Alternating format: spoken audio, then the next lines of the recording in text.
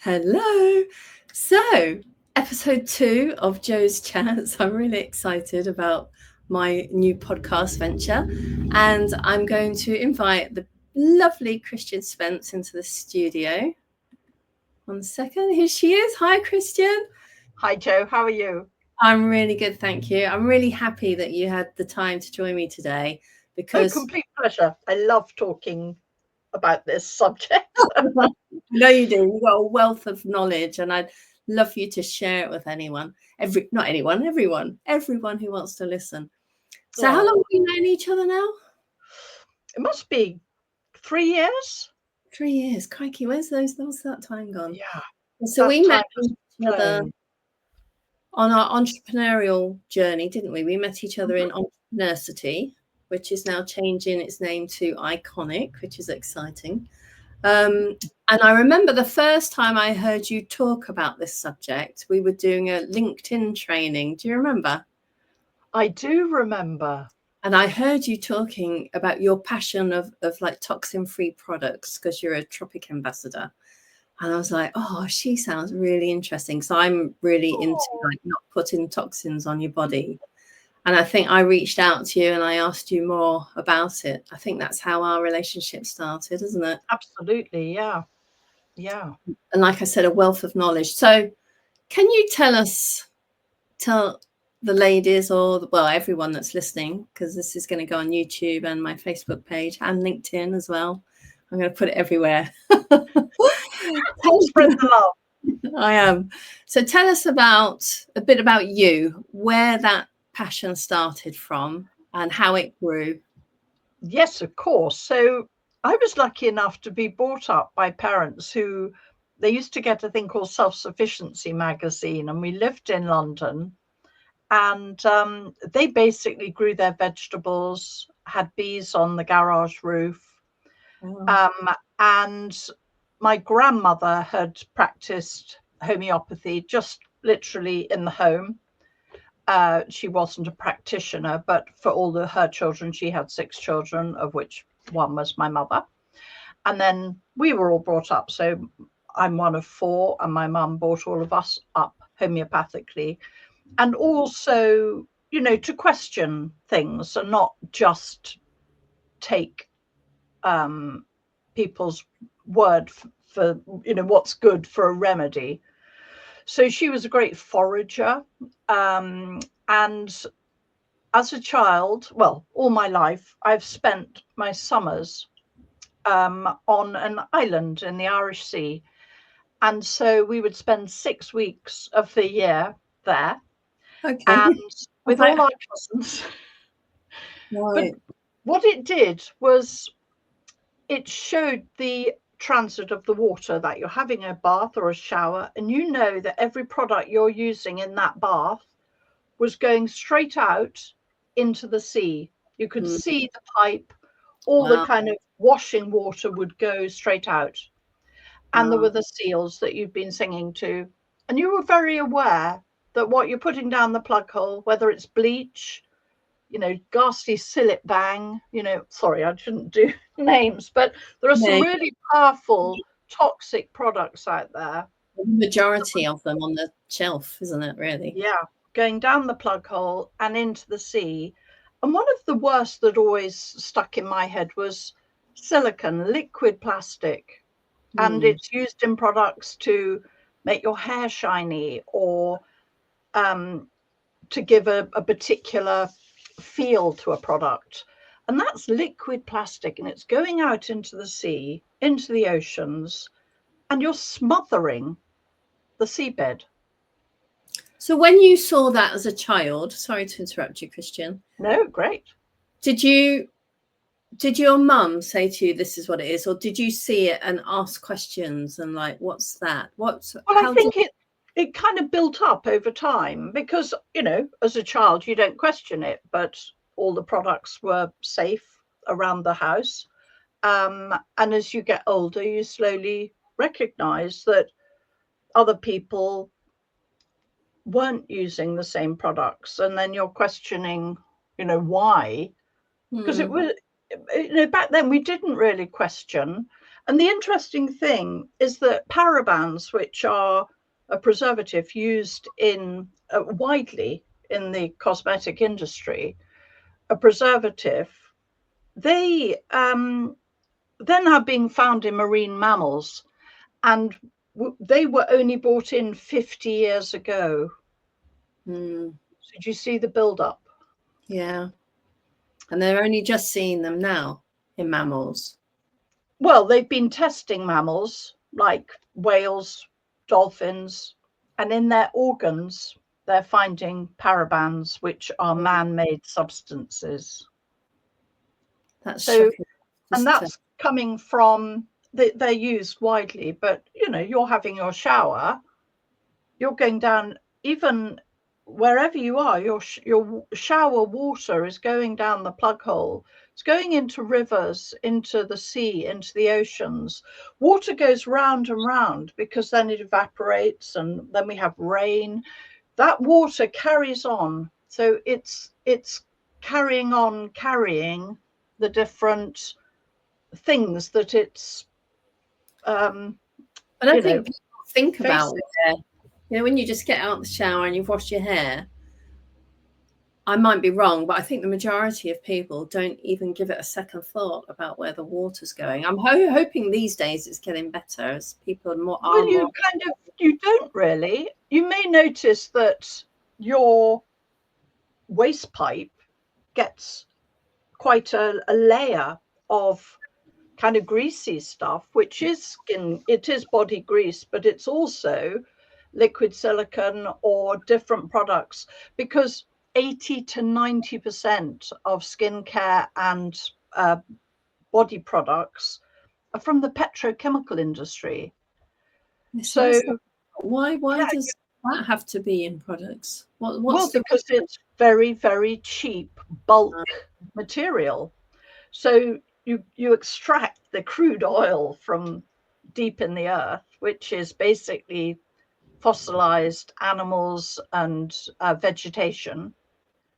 You extract the crude oil and then put it in a distillation chamber. The first thing that you take out is bitumen for the roads.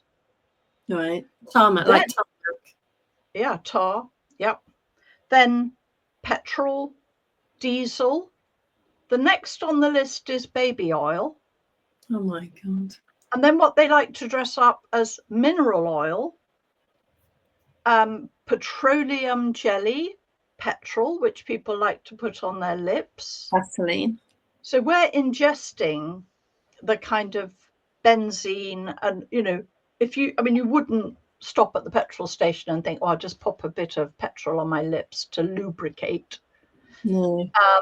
So then at the end, this is a sludge around the distillation chamber, which they take out, they bleach, and then they add flavors and smells and colors.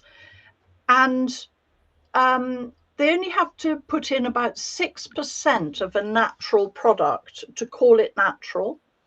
And again, about 6% organic product to call it organic. Why? How is that allowed? How is that even? It's just the regulations. I mean, in England, where we are, they're stricter than in America, for example, but each country has its own regulations as what they consider safe. You're not going to have an immediate reaction, but it's what you put on your skin. Babies absorb almost everything you put on their skin. And as you get older, you absorb slightly less, but it's the cumulative effect. And when you're putting it on your skin, it's going straight into the bloodstream and around the body and then accumulating in different places. So what's it doing to us? Well, I think the worst is endocrine disruption. So your hormones can be affected badly. There are about 82,000 chemicals in the personal care market, and 1 in 8 of these are toxic, according to the Environmental Working Group, which is a good website to go and check out your products. And 80% of beauty products contain those toxic ingredients. I know. And the average person uses about 12 products a day. And that can mean as many as 160 toxic chemicals, or chemicals being applied to the body, some of which are toxic. And it has a cumulative effect and lodges in organs. In the last 100 years, ingredients used in skincare have included radium for glowing skin. Obviously, that's not allowed now. Rat poison, lead. With your skin. What's rat poison and lead gonna? Well, it's a thinner, isn't it? I don't know. I mean, you don't want rat poison in your system. No. I don't know why they put it in, but these are some of the things that have been found in personal care items. Lead, red lipstick particularly, coal tar, turpentine. And today it's very common to find alcohol, which we again don't want put directly in our bloodstream. Formaldehyde for, mascara to keep it fresh and non-clumping. And as I've said before, petrol or mineral oils, as they like to call them. Yeah, sounds better than the same mineral oil, doesn't it? Yeah, just a bit. So you've just got to be a bit wary. So I grew up always looking at ingredients of products I'm putting on my body, and I made my own for a while. And then about 15 years ago, with my cousin, who's a homeopath, we looked at doing a skincare range. Oh, wow. And then there was a lovely brand that came out that was based on the Isle of Wight, and it was all botanical, and it was freshly made, and it was gorgeous. And we went, oh, someone's done it, fab. So that's what I used. Right. And then over time, which quite often happens with these companies, some rival wants to buy them out.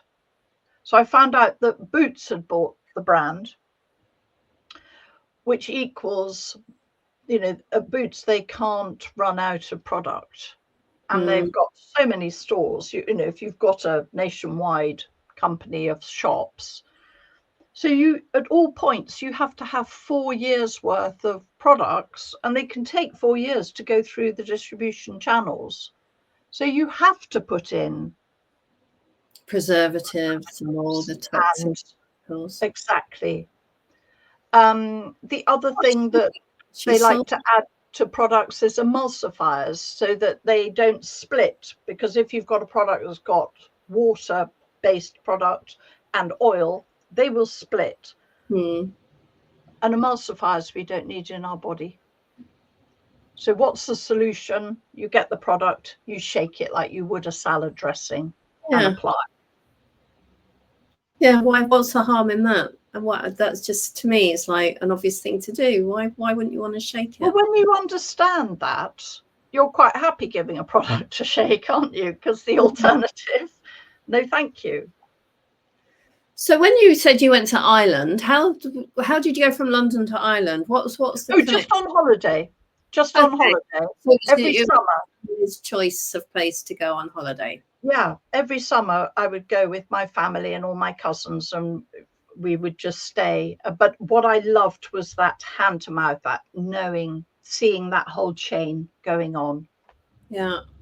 And the fact that I don't know why I think this, but when I think of people living in London, because it's a big city, I think normally the people in my head anyway that would go down this route would be people living out in the country and more into, I've got big gardens, and I've got this image of London being this smoky city.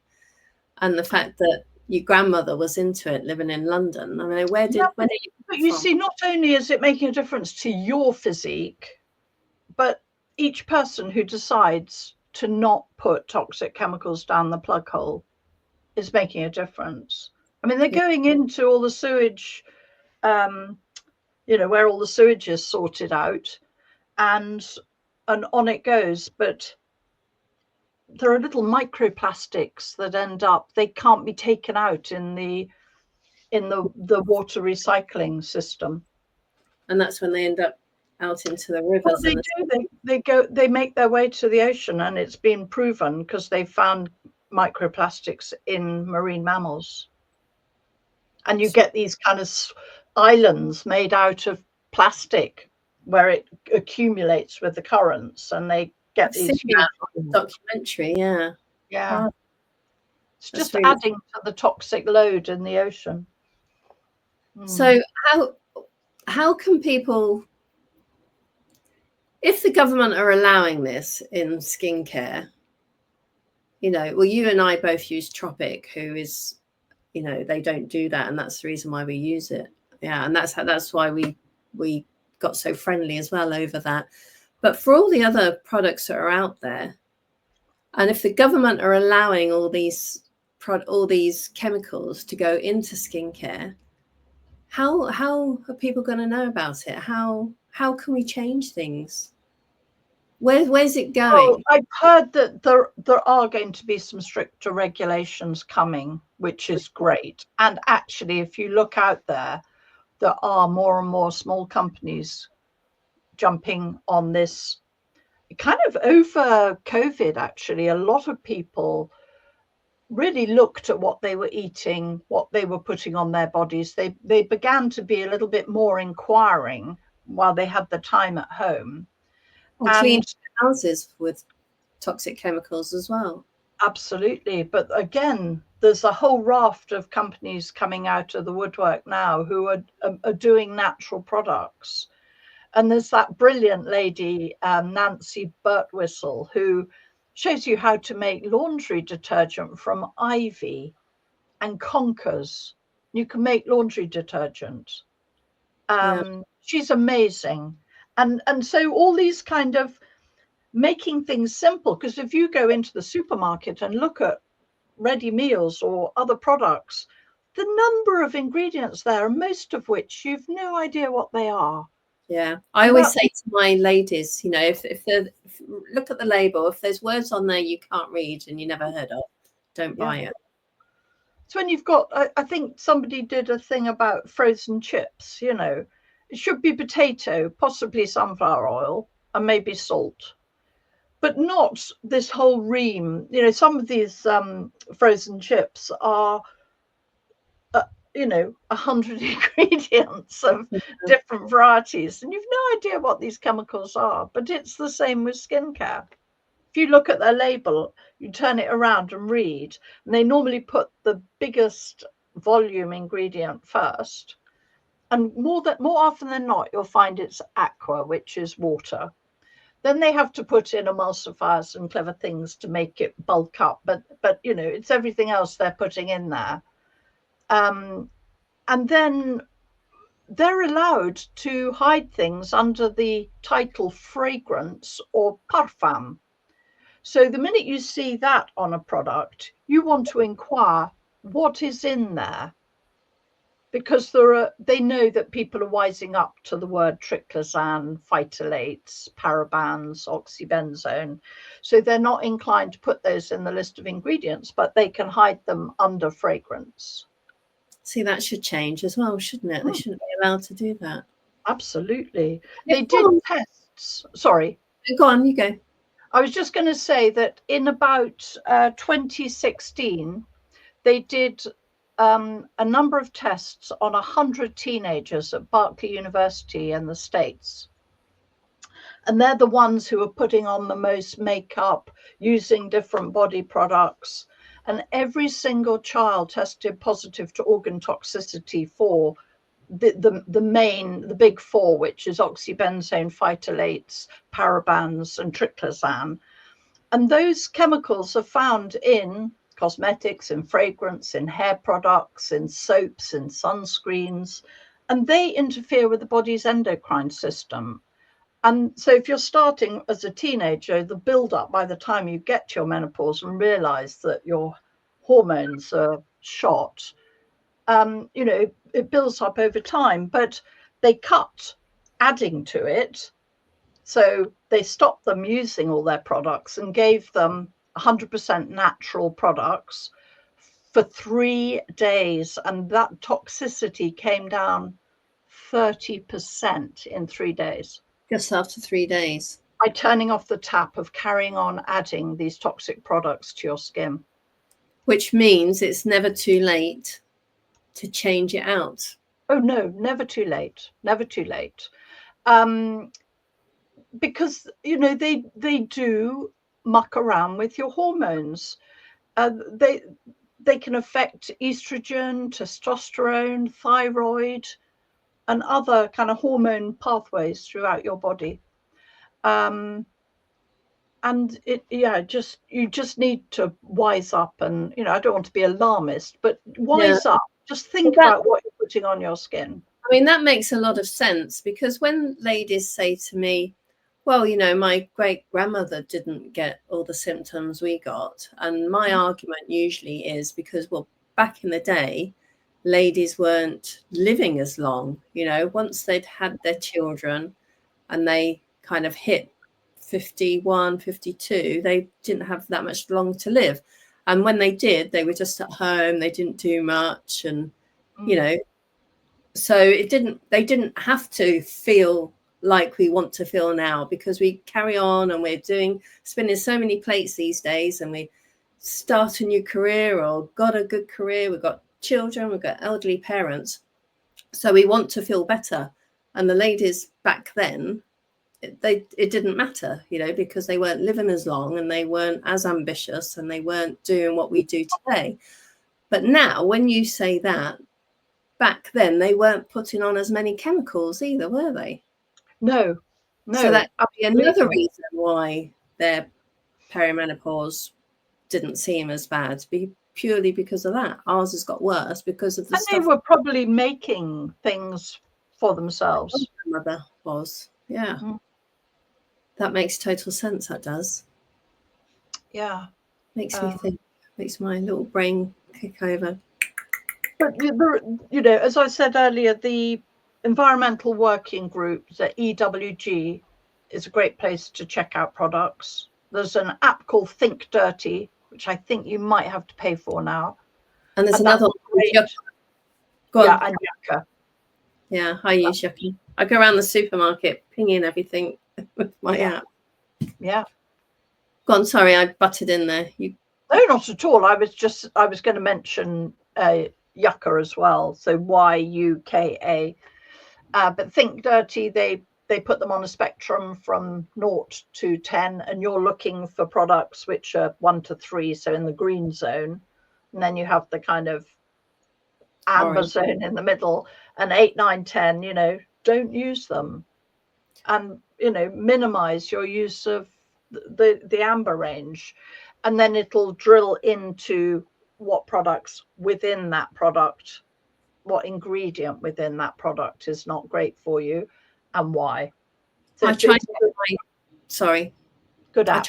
My teenage boys, because they love all the fragrances, and they're going through deodorant like there's no tomorrow. And my natural deodorant with no toxins in it, I really try and push that on. And they do use it a lot, but not all the time, because they want to use the other stuff. And I say to them, use that stuff, but put it on your clothes and not your skin. Yeah. And they do listen and they do know. But then sometimes, you see them having a sneaky spray and they think I'm not looking. I'm like, you don't need to hide it from me. I'm not going to tell you off. It's you, it's your body. And then I try and explain, and, but hopefully they hear it, and then as they get older they'll be like, yeah, and they'll think about it more. A bit like you were exposed to non-toxic stuff as a kid, and then naturally you grow up, don't you, thinking, okay, I'm not going to use that. But still my hormones were all over the place when I got to menopause, because there are so many things out there that affect them.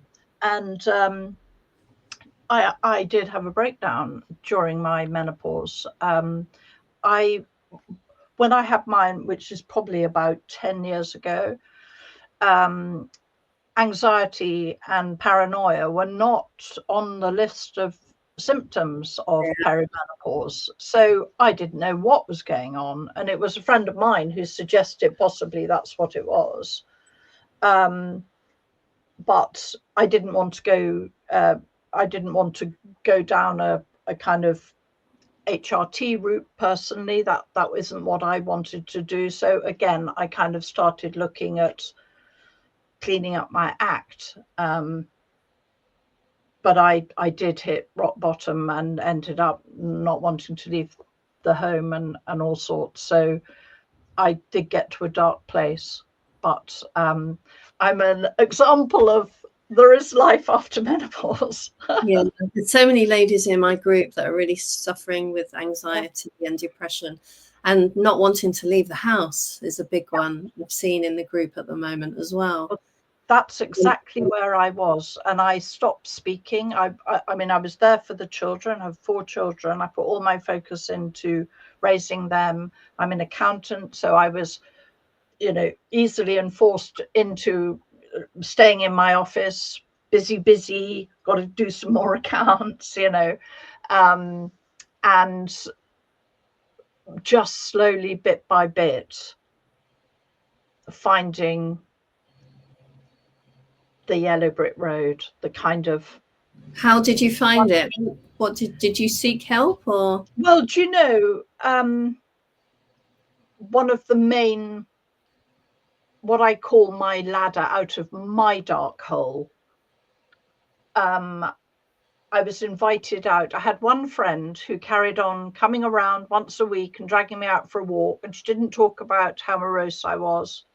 She didn't comment on, not being chirpy, or she just took me for a walk, and she would do that every week. And then one day she said to me, "Do you want to come and paint pottery?" And I was like, but I thought actually it was November, and I thought I can paint a mug for my sister and I can just get in the zone and sit and paint. And it was for a charity, so I thought I'll go along. And I was painting my pot, and this lady came in and sat down next to me, and I'd known her about 10 years previously. I hadn't seen her for a long time, so we were beginning to catch up. And I kind of said, "What are you up to now?" And she said, "Oh, I work with a natural skincare company." And, it was the first time where I had shivers, and they started in my feet. They went all out my body and went down again. And it was like the universe was slapping me around the face saying, "Listen, this is for you." So whatever that passion is, and I was so overwhelmed. In fact, I've got them again now, just rethinking about that evening. And I couldn't even carry on painting, and I stopped, and I was just like, wow, I want these products in my life. Now, it wasn't until, the sensation, which I've now worked a lot with law of attraction, a lot with the universe, with tapping into my kind of spiritual side, that I understand what happened that evening. But it was a way of getting my attention, like, this is for you. So I signed up really to get a discount because I wanted it for my sister, my 2 daughters, and obviously I wanted to use it. And it's such a sort of low key, no pressure thing. You can just join up to get the discount. So that's all I did. And I had no intention of growing a business or anything, because to me, I was an accountant. And then it was year end, accounting wise, and clients were coming around who were doing their tax returns, and, "Oh, your skin's looking good. Oh, I'd like to try that. Oh, I want to join that." And it was literally, people came to me, and that was 9 years ago, and it's carried on like that. So I just feel I'm in my, it brings joy to my life, where the accounting is quite sort of serious, if you like. People are often like, "Oh, I can't believe you're an accountant," but I like to think of myself as a kind of spiritual accountant. I like to try and make it fun and make it easy for people. So adding this to my life meant that I then started turning up on calls and things. I wouldn't speak, but I turned up on calls, and I started going to meetings. And the more I found out about this incredible cause, the more I found that I had a purpose, and that purpose was because one of the things that put me in my box was being ridiculed for the way I speak, but actually people How did listen. Yeah, I was relentlessly teased for speaking posh and all that, you know. oh my Um, gosh. I know, and it just built up over time, and I kind of became a shell of myself. But ironically, when I speak, people kind of believe what I'm saying, and I Yeah. It's carry. how you sound attracted me to you. That's the weird thing, you see. And now I use it. I record meditations for people, Yeah. and I read poetry and sort of powerful speeches. And for some people, it kind of hits places that they find help them, and it Yeah. brings calm. And so, you know, I'm delighted. And I said to my husband, you know, do you think I should get some coaching on, you know, how to present? And I spoke with one lady who was actually an accounting client of ours, who's a kind of voice coach. And she said, no, what happens with you, and something I'd never realized, is that you go down at the end of a sentence and you land it. So everyone feels safe around you. And I thought, oh, that's interesting. So Hmm. actually, I just have to carry on talking. And now, Yeah. of course, you can't stop me. Look at you now. I know what a difference from there to here.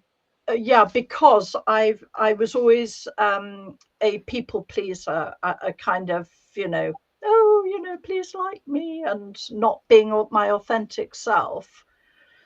So, you know, but you know, I've just turned 64. It's that kind of you know, if you can't own who you are by then, Yeah. and what other people think. There's a brilliant lady, Mel Robbins, Yeah. and she's I love just Mel. come out with a book called Let Them. Well, that's just perfect. You know, if people want to put you in a box and decide who you are and what makes you tick, let them, you know. But I will carry on being a voice to spread the word about helping our health, helping the health of the planet, helping the health of wildlife. And you know, I feel I've got a good message to convey. So take You, me or leave me. you absolutely have. Well, not only have you helped anyone who's watched this, not only have you helped educate them on the knowledge of toxins and what they do to us and where they are, you've also helped a lot of ladies who are feeling that way right now. And the fact that something was introduced to you that you took on and that you were passionate about brought you out of that hole and made you feel like you again and give you a purpose. I mean, that's massive hope for all the ladies who are feeling like that right now. So you've helped in more ways than I thought you were going to help by talking to you today, Christian. Well, You you know, it's interesting. It's if you think how many millions of things are sent across our peripheral vision, smell, sight, taste every day here, and if you think how many millions, and if something catches your eye, it's catching your eye for a reason. So get inquisitive about, why is that being a glimmer for me? Why is that something that's lighting up my day? And really important is gratitude at the end of the day, thinking about, you know, having seen that cobweb covered in dew in the morning and the beauty of it against the rising sun. You know, that's a glimmer, that's something, but, you know, that's something that fills me up, but it might be something entirely different for you and others. But what is it? And my kind of journey, if you like, over the last 9 years has taken me places I never thought I'd go or that were there. So don't always follow that path well trodden that you know where it leads, but go for that slightly gnarly pathway, which is a little bit of a struggle, and you just don't know what treasures you're going to find along the way. I love that. I love that, Christian. That's amazing. So I could talk to you all day, but it's been 35 minutes already. Oh, can you hear that siren that you heard? Is that your cat? No, it was a siren. Oh, okay. I thought it was like a cat. It does sound very similar to that as well. Anyway. Well, Zoom cuts out loud noises sometimes, so it's quite interesting. Or even StreamYard, cut out. That's good. So they sound slightly different. That's good. So I'm going to thank you there, Christian, and I'm really pleased that you had the time to talk to me today. And like I said, I could talk to you all day. You're a wealth of knowledge. And when you've lived the life that you've lived, you can pass all that knowledge down to younger people who, absolutely, if they're lucky enough to have heard you talk today, then they're going to learn something from you. So thank you from the bottom of my heart. Oh, thank you, darling, for asking me. Gorgeous. See you next time. Bye-bye. Bye.